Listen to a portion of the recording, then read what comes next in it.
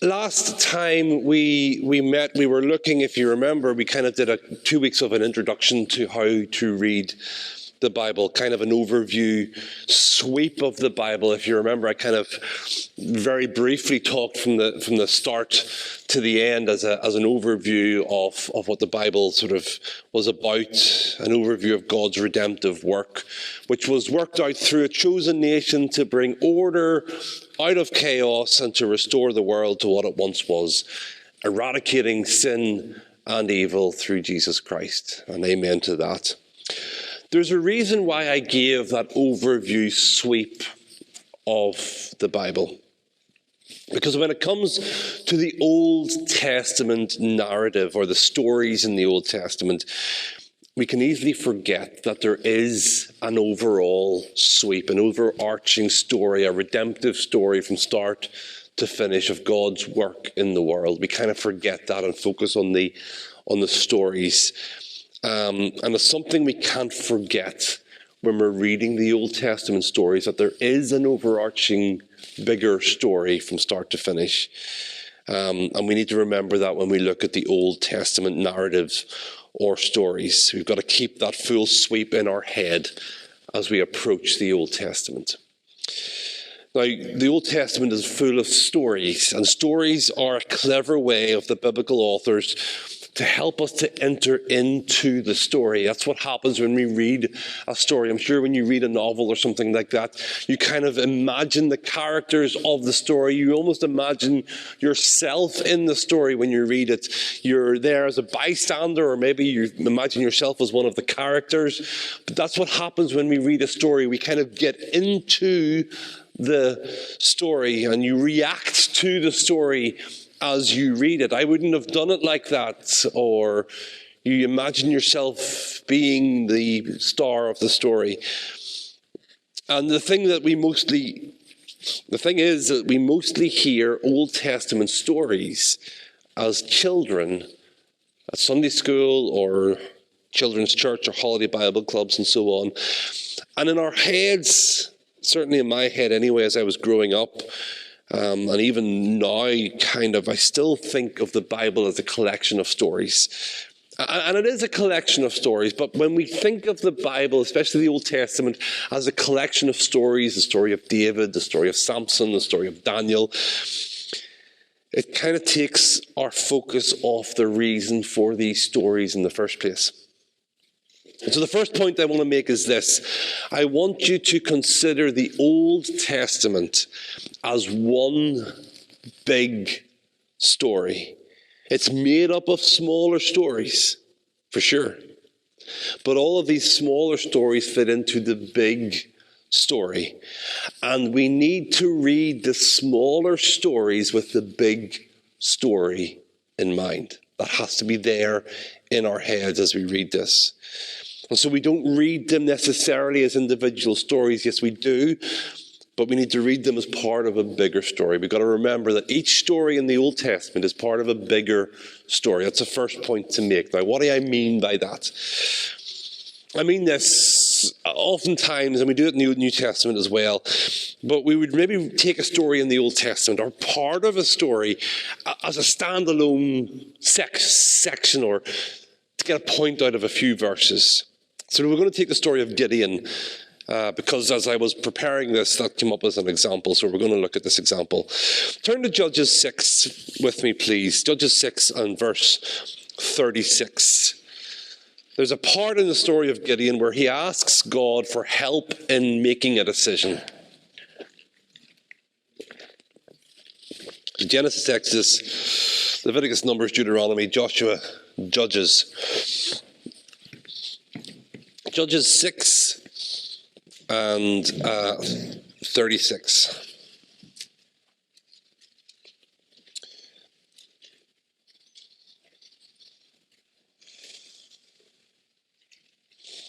Okay? So, Gideon says to God, if you will save Israel by my hand, as you have promised. So God, you've promised you're going to do this. If you're going to do it, if you really mean it. The next verse, look, I'm going to place a wool fleece on the threshing floor. If there is dew only on the fleece and all the ground is dry, then I will know that you will save Israel by my hand, as you have said. So God has made a promise to Gideon that he's going to save Israel by Gideon's hands. And Gideon says, okay, I kind of don't trust your promise, God. If you really mean it, I'm going to lay out a fleece here. And if it's wet with dew on the fleece, but the ground isn't wet, then I will know that you will save Israel by my hand. Next verse. And this is what happens. Gideon rose early the next day. He squeezed the fleece and wrung out the dew, a bowl full of water. Now, when we read that passage, we kind of can read that as a mini story and draw conclusions from that story that we can ask God to show us a sign. People talk about laying out a fleece before the Lord, maybe there's a decision to be made. Do you do this? Do you not do this? There's maybe a direction you might take in your life, and you want to lay out a fleece before the Lord, as people say, to ask God, show me a sign that this is what you want me to do. And that's what we do with stories. In a story, even in the Old Testament, we ask, what is the moral of the story?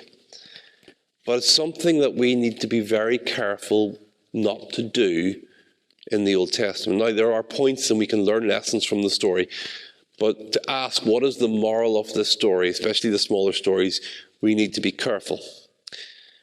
At least we're not to search for the moral in the mini stories, because we need to zoom out now and look at the bigger story. This isn't about asking God for a sign if we're trying to make a decision. Let's look at the bigger story. Stay in Judges 6, but go to verse 12. We started off in verse 36. We're going back to get the story in its context. Verse 12, the angel of the Lord appeared to Gideon, and he said, "The Lord is with you, mighty warrior." Now look at Gideon's response. "Pardon me, my Lord," Gideon replied, "but if the Lord is with us." So the angel of the Lord says to Gideon, the Lord's with you. And Gideon says, well, if he's with us, why has all this happened to us? Where are all his wonders that our ancestors told us about when they said, "Did the Lord not bring us up out of Egypt? But now the Lord has abandoned us and given us to the hand of Midian." The Lord turned to him and said, "Go in the strength you have and save Israel out of Midian's hands. Am I not sending you?"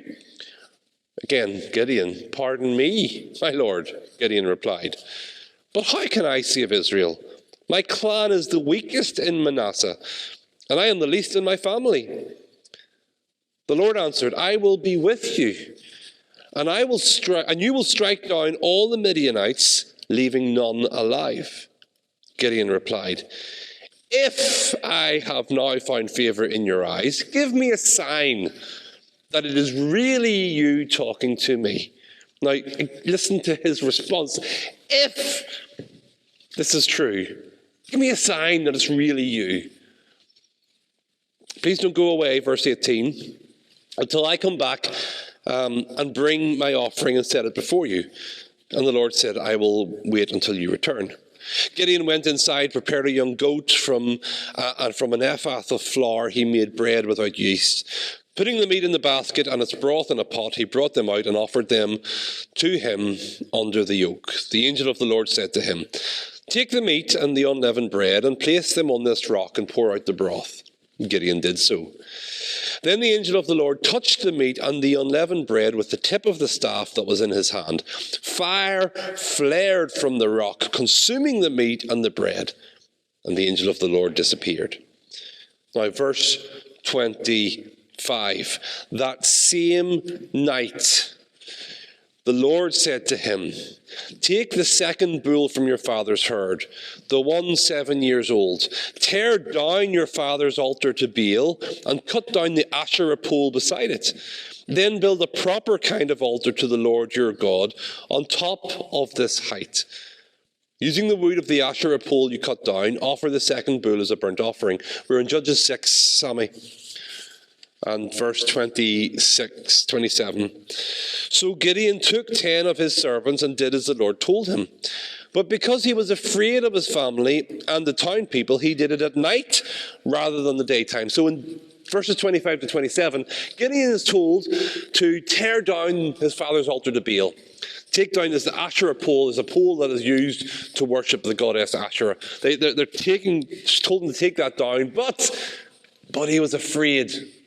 And he did it at night rather than during the day. So we've got these few stories about Gideon saying, if it's really you, show me a sign.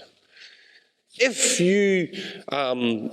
I am chosen, then why has this happened? If it's really you. You see the doubt there that Gideon has. And then he asks about the fleece. Yeah, give me another sign, God. I'm going to lay a fleece out. Show me a sign. Now go to verse 39. This is after the first fleece, verse 39 of Judges 6. Gideon says to God, do not be angry with me. Let me make one more request. Allow me one more test with the fleece. But this time, make the fleece dry and the ground be covered with dew. That night God did so. Only the fleece was dry and all the ground was covered in dew. So look at the overall story. We have a story about a fleece, and people think, I'm going to lay out a fleece before God. Show me a sign, God. I want to make this decision in my life. I want to go in this direction. Show me a sign. That's not what the story of Gideon is teaching us. Gideon is testing God time and time and time again. He doesn't have faith in God. Always asking for a sign. The burnt offering, the fleece, twice. And then what happens in chapter 7, which we don't have time to read, God tests Gideon. He tells him that his army actually is too big. And he whittles down his army from 32,000 men to 300 men. And he uses Gideon and these men to defeat the Midianites, which he has told him and promised him he was going to do. Now, if we focus on the fleece part of the Gideon story, we think that there's benefit in asking God for a sign, and I'm not going to go into whether or not that's a good thing to do. That's not the point of the story. The point of the story is for us to see that time and time again, Gideon doubts God. And yet, despite his failure and his doubts, God still uses him to fulfill his purposes. That's the point of the story. So we read the story in light of God's redemptive plan for the world, the bigger story. And in the bigger story, and you'll see this with every individual sort of mini story, the repeated pattern is that God uses failed and flawed human beings to accomplish his plans and purposes. That it's not about us. It's about how God uses us. Gideon isn't the hero of the story. God is the hero of the story. God is the one who can use us as flawed human beings to fulfill his purposes. And this leads us to the next take-home point. The biblical authors do not want us to act like the characters in the stories. The point in most of the stories is about what God can do with flawed human beings. It gives us hope that God can use us in our flawed state as well. And so most of the stories will highlight a moment of failure or where the character comes to the end of themselves and they choose to trust in God's grace and wisdom. Take David, for example. A great king ends up having an affair, killing a man. Abraham, man of great faith, but he twice lies about his wife, and he ends up forcing God's hand by sleeping with his maidservant. So we're not supposed to take home the point, have faith like Abraham. We're to take home the point that Abraham, while he did have faith, he also had failure. But when he trusted in God, God used him. And he can use us too. In fact, in all the stories in the Old Testament, like I said, God is the hero of the story, not the characters. And in Sunday school and Holiday Bible Club and stuff, I've done it myself as I've taught children. You kind of focus on the characters and the hero of the story. Be more like David, be more like Daniel. No, the point of these stories is that God is the hero. Another thing to note is this: narratives do not answer all our questions about an issue. And we have to be okay with that. So sometimes stories are ambiguous on purpose. But as a result, there's a tendency for us to read into the story what's not there. And that's dangerous, as we noticed last time. For example, Genesis 1, we have a story of creation. And it doesn't tell us everything about creation. It doesn't tell us the means by which God created. And so people try to shoehorn scientific discovery into the creation story. And that's not helpful. They're trying to read into the text something that was never there to begin with. We need to be okay with not having all the answers to everything in the biblical Old Testament narrative stories. We need to be satisfied that we have all the answers to the problem of sin and how to have a relationship with God through faith in Jesus Christ. That's what the Bible tells us. But there's a lot of stuff the Bible is silent about. We need to be okay with that. It's frustrating, but that's the way it is. And when we try to find answers that aren't there, we end up twisting the text to suit ourselves. And that can be dangerous. Another thing you need to pay attention to is design patterns and settings.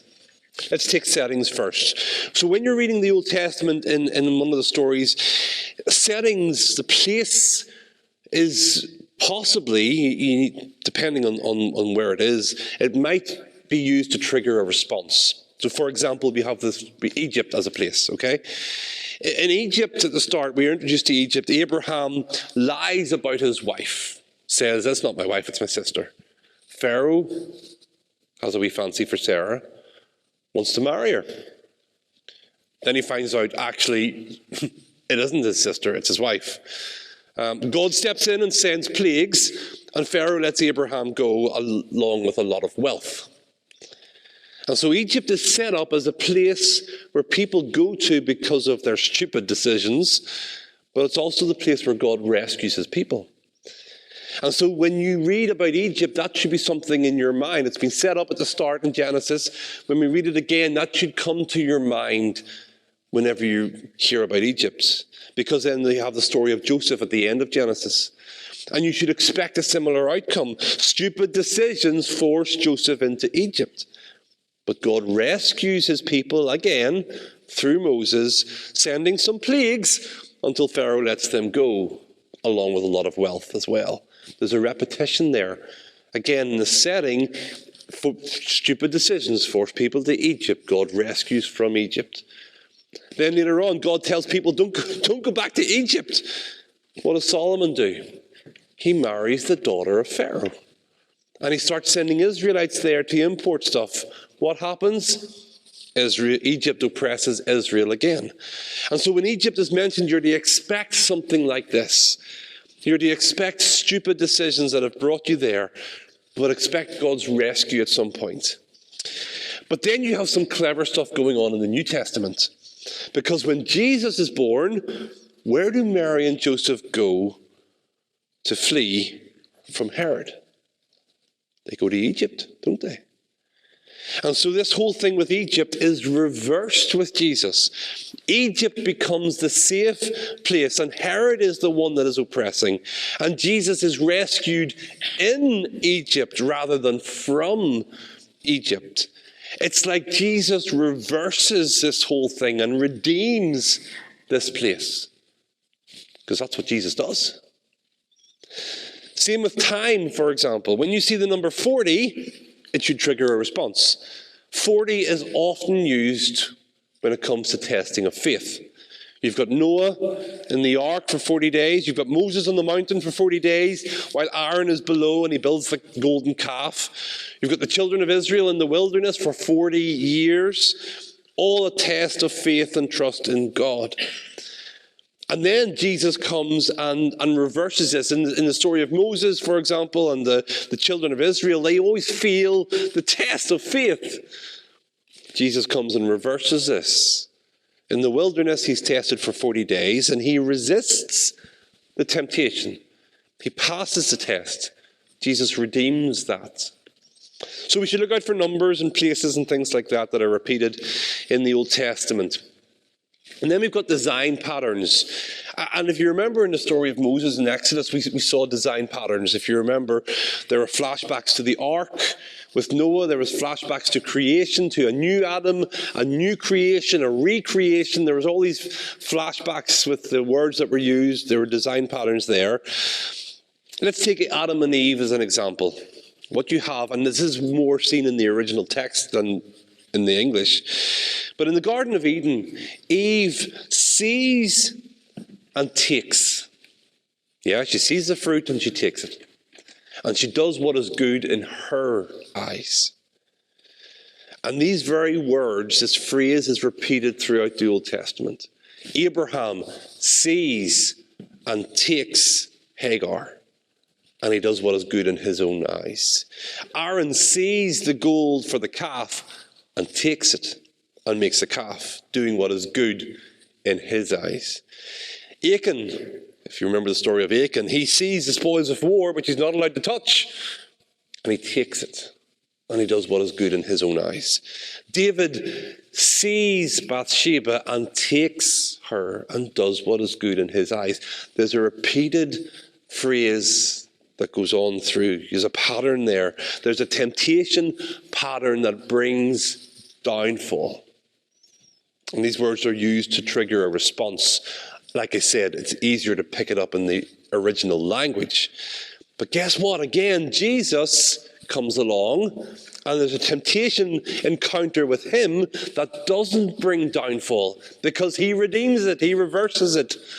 In the Garden of Gethsemane, he's tempted to not go to the cross, and he says, not my will, but yours. I'm not going to do what's good in my eyes. I'm going to do what's good in your eyes. Now, Jesus being God, what's good in his eyes is the same as what's good in the Father's eyes.